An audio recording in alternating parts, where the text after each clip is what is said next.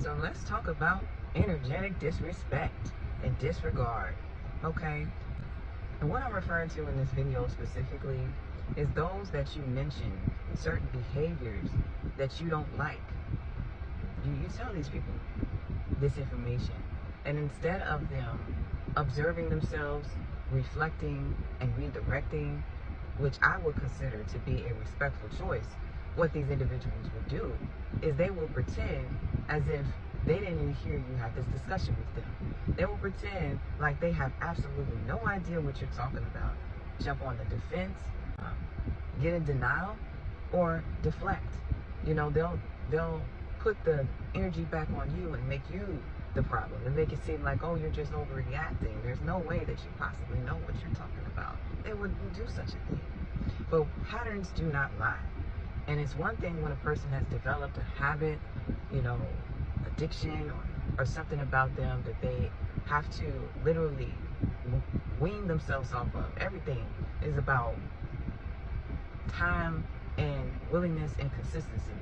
But it's another thing when a person is just simply unwilling and they are being defiant against you. And they're deliberately doing what it is that you told them not to do, that you don't appreciate them doing, because they feel like they have that right.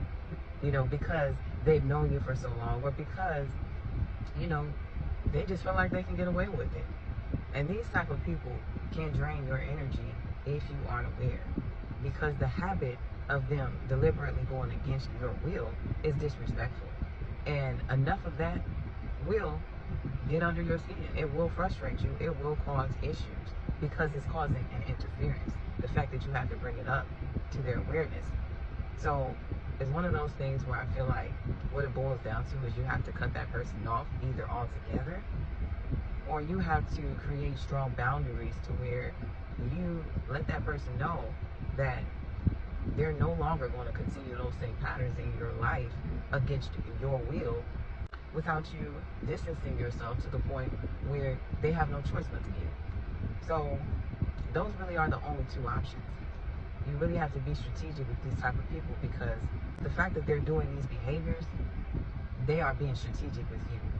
And me personally, I'm somebody that doesn't like to play those strategic type of games. You got to try to outsmart them and play those energetic games, and those type of games get exhausting. It takes your mind off of the things that you should be focusing on. And if it's somebody that you love or somebody that you care about, what the focus should be is simply enjoying that person's company, elevating, uplifting one another, being encouraged, being inspired, vibing. But that strategy in there, it makes you have to wonder what they're up to. And that's taking your mind off of your manifestation, your own energy, and your creativity. And who has time for that?